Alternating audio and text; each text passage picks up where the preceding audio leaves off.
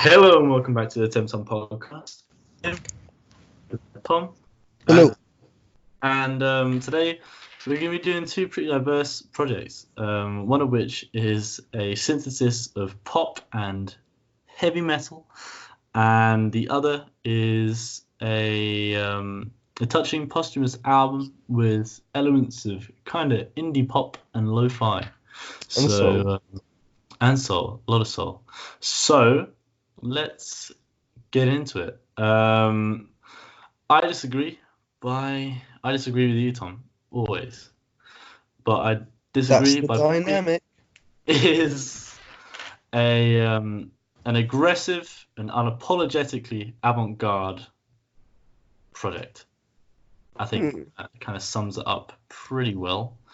So it's kind of this dirty metamorphosis of her and I guess Titanic Sinclair kind of becoming their own artist.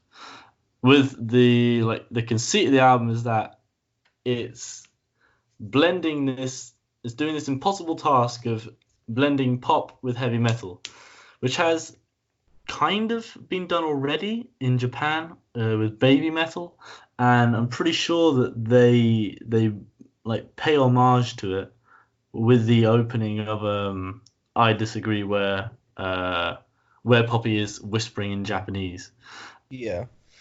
The fact this project actually manages to walk this tightrope at times does kind of stand as testament to its uniqueness and how well it has been mixed and written, I'd say. And with regards to the heavier elements, the Pitchfork article on this project summed it up really well, which is Right. Well, I think it did. It's like the quote is like say 100 Gex or the recent grime singles, which has made me want to listen to them actually. Part of the joy in I Disagree comes in how overwhelming it is, and certainly on the heavier songs like Fill the Crown, Anything Like Me, Bite Your Teeth, and also on Concrete and I Disagree, those heavier moments can be quite overwhelming. You know? But then at the same time, they have these really, really decent, straight up pop tracks. Stick of the Sun and Don't Go Outside the Closer being the two main ones. But what are your penny for your thoughts, Tom? Well, it felt a bit when I saw that it was going to be a metal album, like certainly her most popular song, Play Destroy with Grimes, was this style, very much. The verses were very heavy, and then the hook was very poppy. Yeah. It's a sort of diverse thing that was awesome. And that was her most popular song, so she decided to do a whole album of it. But, I think it works well. Yeah. Like, the opening 3 singles, like, Concrete has this really heavy and dark chorus. Definitely. And then I love the end when it just sort of turns into like a country song and she's just singing the thing. It's amazing how it's able to do that so seamlessly. I think. And so she's got the producers and everything from the Play Destroy and X from her last album. Oh, okay. To do the whole album. Yeah. This time. The title track's awesome. Blood Money, which we spoke on previously. Yeah. It's probably the heaviest track on the album. Yeah. And then Anything Like Me is also great. Yeah. And it sort of talks on the Titanic Sinclair drama and the breakup of that. Oh, I thought Titanic Sinclair was with her still. No, although he does bizarrely have writer credits still on some of this album. When did it happen? Was it a while? Apparently he's quite manipulative and controlling. Oh, okay. Which is what the last person that he did it with. This sort of thing we've said, wasn't it? So, guess it might be true. But coming back to Poppy, it definitely is great to see her kind of stepping boldly in her own direction now. Because she's. Do you reckon this has been the plan all along? Because she's been building up her image as a pop artist since like 2015, 2016, if not before. And now, I mean, she's deliberately like tearing that down now. So Well, I imagine getting into music was always the plan, yeah, but maybe not this metal. yeah. Um, I love I, Sit and Stay as well. It's like a rock and dance song. It sounds a bit like a No Doubt song. yeah. It's definitely like some of the And tracks it's because weird for a pop album that the verses on most of the songs seem to pop more than the choruses. Because usually it's the other way around, like verses just sort of written nothings, and then yeah. the chorus is catchy and everything. But for a lot of these, I felt it was the opposite, if anything. Although the hooks were still good. Yeah, I thought the hooks were really strong on it. But it's the wait, what was it? What was I gonna say? No, I don't know what's happened there. Um, definitely with how unique it is provocative and kind of divisive. I think, although I don't think it's so divisive as I expected it to be. I expected people to be like, "What's going on here?" But no, everyone's kind of like just accepting Poppy's just doing their thing. And you said that others are starting to like follow this, and it might be a trend coming. Yesterday. Well, Rina Samiyama's Shut the Fuck Up's the same. Grimes has done a lot of songs that sound like this Mm. off her new album, although all the singles sound different on that new album. So I am very excited to see how that sounds. But anyway, Yeah, the only other highlight I really wanted to bring up was Bite Your Teeth. I thought that was that one is just very good as well. insanely heavy. It's that is overwhelming. I mean, in a good way, you kind of just got to strap yourself in and enjoy the ride. Because the transitions on this song, as well as a few others, they're smooth. They're not jarring, but they are very drastic. But and it's impressive how they're able to be so drastic and yet so smooth. It's credit to the engineers. Definitely. And at times, like on concrete, it's pretty seamless. It just flips over, and it's suddenly like just like a pop rock track. It's genuinely impressive. It might be a bit gimmicky, is all I'm thinking. I do not want to. I would be a bit disappointed if her future projects are just this again and again and again. I think that this is a niche which has, or like a concept which has been explored now. So I'm not entirely certain as to how much longevity this has per se, but it's certainly an experience. I highly recommend it. But due to the fact that I don't know, it feels like somewhat gimmicky. I'm giving it like a 6 out of 10, as well as the fact that although generally the transitions are smooth, sometimes they were jarring on certain songs. Like I'm pretty sure like on Fill the Crown they were a bit jarring. Yeah, and the electric bits on that song were probably the only good thing about it. But there's elements of like it's like heavy, and I'm pretty sure there's like death metal breakdowns. There's industrial parts on it. There's all sorts. It's such a wide canvas of sound, or like palette of sounds on the project. It's not like we're gonna mix these two subgenres. It's like these two genres, and you just mix them together. And it's made an interesting thing. It definitely made something interesting. Yeah. Well, for me, she's sort of mastered this really with the way all the like the engineering and everything's made the transitions between pop and metal so smooth. She's sort of good at the aggressive shouting stuff as well as the singing, which is obviously helps. And yeah, I just feel like she's sort of mastered this. So she could probably do it another time. But like you say, I wouldn't expect her to do it for the entirety of her whatever or whatever. Like, I think there could be a better album in this style Yeah, down the yeah, road. definitely. But I mean, this one wasn't particularly long, which is probably good. Only 10 tracks. Mm. And I liked Yeah. 7 of them, so therefore I think 10 out of 7 is going to be my... No, 7 out of 10 is going to be my score. Yeah. No, that's fair enough. I think I liked 6, so I went with a 6. See, if every album was 10 tracks, scoring it would be so easy. Exactly. I just thought the end, like the last 2 tracks, sort of went out on a whimper. Although I liked how the whole album finished off with the concrete hook coming back again. Yeah, I with made a different note of beat. that. That was a really nice touch. Really nice touch. But I nearly never heard it because the final track was so boring. And it's very quiet as well. It's really low in the mix. So, yeah, it's a I good. like going outside, so it's not even Exactly, yeah. relatable. Like everything's burning down. Don't burn everything down, please, Poppy.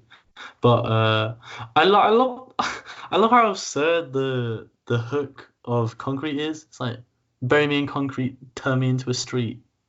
Like epic. Okay, thanks, Poppy.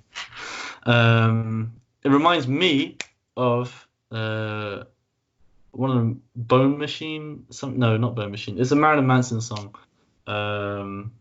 Organ Runner. That's it. From his first album. Okay. With that, let's move on to Mac Miller Circles. So it begins on the kind of relaxed yet somber circles. And It's a bit like this album is meant to be paired with his last album he released while he was alive, Swimming, and they both start very similarly. The opener's both this almost piano-backed ballad, almost. It's quite slow, slick, and a bit emotional. I like this song as well, and then the next song, Complicated, is this much more lively, a rap song, almost straight after, a real contrast. Mm-hmm. And Blue World as well has this really bouncy instrumental on it, and it's very like synth heavy. But it starts beautifully with that kind of barbershop quartet harmony that's going on, and it goes straight into it. I liked Blue World, like all from Mac's point of view. The instrumental for me was just so annoying. It's grown on me. It's taken like 4 listens to like it. I love the start though. I love the start. Yeah, I get that. I didn't mind it at first, but it's just sort of grown to annoy me. Yeah, that's fair enough. As time goes by, feels too long. Feels like it drags a tiny bit. Now, Good News was the only single. It's amazing. Yeah. With the whole sort of reflecting on his headspace at the time. It's very direct as well, which I love about it. His singing's so good. I really like so I was reading some reviews of it, and they people making these really good points, which were like, despite this album and I believe Swimming, like they both kind of focus on his headspace and on like that kind of depressed headspace of having like rapid thoughts going through your head and you can't really control your headspace. Despite being about such like a dark subject matter, depression, this album seems to have this consistent optimism running through it. In the instrumentations, it isn't oppressive, and songs like That's On Me have almost like indie psychedelic elements, if it is a tad melancholy. But it's definitely not. It's not sad. It's not a sad album. It's a touching like end, or like it gives closure to him. Yeah. Which was the goal. I just think that this album has been given unnecessary pressure. Yeah, that's understandable. For being his last album, it wasn't ever meant to be that. No, Obviously, no. this was mostly done before he died anyway. Yeah. And it was finished on the request of his family, I believe. Mm-hmm. Which By I think Bob is really. Byron Yep. And they were working together on or it. Brian, So obviously, like, he knows what Mac would have wanted. which was good especially when you've seen recently Lil Peep's family force out another album. Mm, XXX Tentacion's labels released 3 albums since he died, which is just it's ridiculous. distasteful. Yeah. It could definitely be in poor taste. Definitely. It, Just like there were a couple songs on here I'd just like to get out of the way that I really didn't like. yeah, that's fair enough. I Can See, I thought was terrible. And the 2 tracks near the end, That's On Me and Hands, I hated as well. I didn't mind either of them that much, but that's something definitely. It almost sounds like has like a Matt DeMarco vibe, which I was not expecting. I thought it sounded a bit like a joke song. Yeah, yeah. But Everybody is a cover of the Arthur Lee song of the same title. Okay. That was a beautiful moment. It generally brought me to tears the first time I listened to it. I thought Really? it was that good. And Wow. it sort of made me all sad. Hmm. And then Woods is another good number. It's sort of a groovy, moody cut. A bit like you said with the whole, like the topics and the ideas are quite sad, but the Hmm. music's still happy. Yeah, yeah, definitely. Have you seen the music video of that? It's all like rendered like a PS1 game. Yeah, all the videos for this songs on this album are. Oh, I didn't know that. It's yeah, what you were saying about there still being some of these songs are the good songs are jams. Like Mm, they aren't sad really at all. They can be a bit somber. Like Circles. I can't think of like I couldn't think. I don't think Circles could be a more fitting opener. Mind, I really love it as the opener. It really sets the tone yeah. exceptionally well. And also on like Good News is a bit somber. Um, but the instrumentation is just it's relaxed and it's soulful and it is kind of happy. It's not uh it's not aggressive or oppressive or depressing in any way. It's a nice touch because yeah, it definitely makes for a more like fitting and touching like posthumous project, which could be listened to without it. I mean, it obviously is going to be at the forefront what actually happened to Mac Miller, but I reckon like it's not having what happened be at the forefront, if you know what I mean. hmm It's yeah, it feels like it was because it was mostly still made while he was alive. Like it doesn't feel like it's entirely focusing on that. It's more focusing on how he was when he was, before he passed, when he was making the project, Well, that was which is hope it lucky. Yeah, I thought but the hand down track as well was pretty good. It had the only feature on it, Barrow, the Australian singer. My only issue really was that the hook, like the metaphor of the hand-me-down genes being of like your genetics rather than genes. I mean, it was clever. I sort of laughed at first. yeah, It's just so weak and it's so forced, and the hook is so long as well. yeah, Although Max versus is good, but I liked how the album came in, and I also loved how it ended. I loved how it ended With too. Surf was like a really chill, good song, Definitely, and then Once a Day is a beautiful moment. Although yeah. my friend Lawrence reminded me that he like performed this on the piano like years ago before he died, and Mm. that version was better than the studio version. It might have been nice to put a more candid version on, or at least as an extra bonus track or something, Mm. as an epilogue. Yeah, but okay, I'm giving Circles a 7.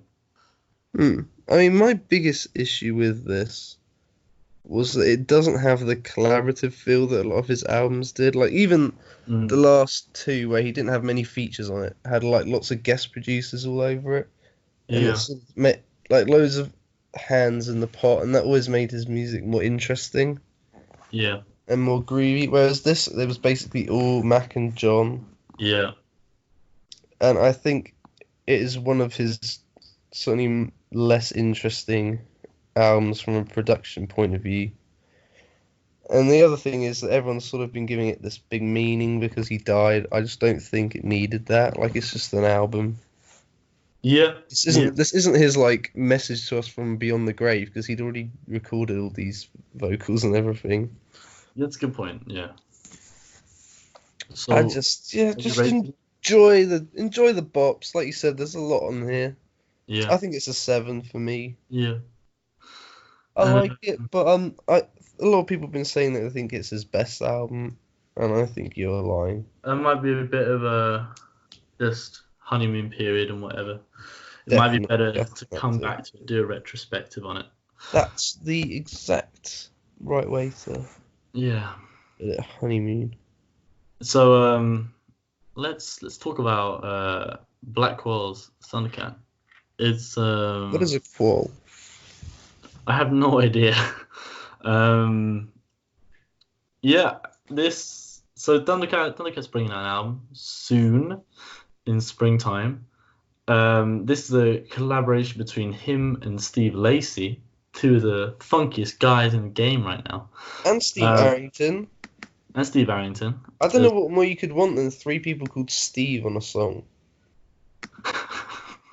Yeah, that fits my what's it called, requirements. I don't know, for a good song. But so Thundercat's done. It's kind of different to what he's done before. It's definitely it's like a fully fledged funk song, whereas Thundercat is a funk bassist, and he has been dropping the funkiest riffs on his friends like projects like Kendrick Lamar and Mac Miller's last album. yeah, and blah, blah, blah. And Flying Lotus. Exactly. Nice save, bro. Danny Brown as well.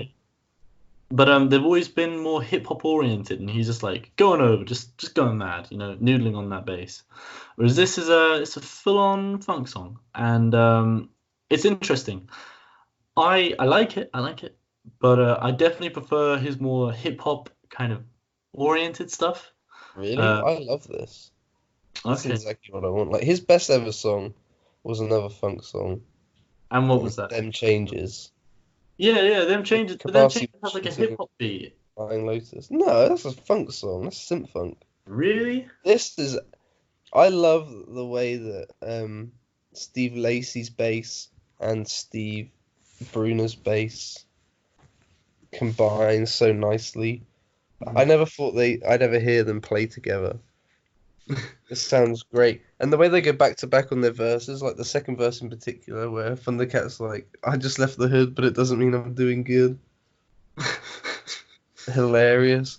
The only thing that was a bit off on it that I've grown to like, but first time I was found a bit cringy, was the Steve Arrington feature. He just sounds a bit like a B-Tech George Clinton. Well, yeah, I guess if you're gonna pay homage to someone, George Clinton isn't bad. But yeah, I'm pretty sure Thundercat could just get George Clinton on. Like, I'm pretty sure. He could, but George Clinton's not called Steve, I suppose. No, maybe he could use the stage name, it's George Steve Clinton. Then they could all drop acid and record an album together. Damn. Funkadelic. Yeah, it's interesting. I hope that there are a few more songs like them changes, like some more synth funky stuff, I guess, on the project. But I'm certainly excited. Thundercat seems to be going mad about the project. Like, there's loads of videos of him on his Instagram in Tokyo, just like being weird. Well, him and Zach Fox went on holiday. What do you expect to happen? Yeah, that's fair enough. Do you reckon Zach Fox is going to appear on the album? He is. He's on the track. He's on the track list. And Okay. interestingly, I looked on the track list, and this song is on there, but it's got Childish Gambino on it as well on the album version. Right. So I don't know how the hell that's gonna work. It seems like they're just getting a bunch of like the funkiest guys, and they're just gonna jam, and it's Well, gonna be Lil interesting. B's on the album somewhere as well. Just what I want to hear. Actually, no, I'm pretty hyped about that. Actually, um, Lil B on a project which isn't a mixtape, He's and that released an album. has he? Yeah, Which one? I'm Gay. I thought so. Thought The so. one that Okay, I'm happy. steals a Marvin Gaye cover. He got loads of hate for calling it that when it came out. He's been ahead of the curve. Also, because people hated Lil B at the time. Yeah. But didn't they drop in the noughties as well before? I can't remember. No, I I don't can't think remember so. either. I'm not gonna talk out of turn. Okay, it's been an interesting week. I have certainly it's certainly been an experience for me. Two very interesting albums. 2011. Oh, okay. Huh.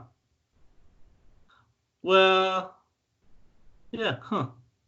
But like, I'm pretty sure he got a lot of hate because like people thought he was gay because he called it that.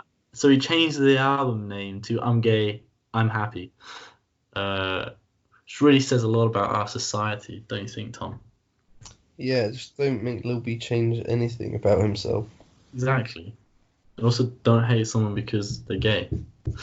But and with that very bold, very new statement, which is very anyway, I've been Tim, been joined here by Tom, and you've been a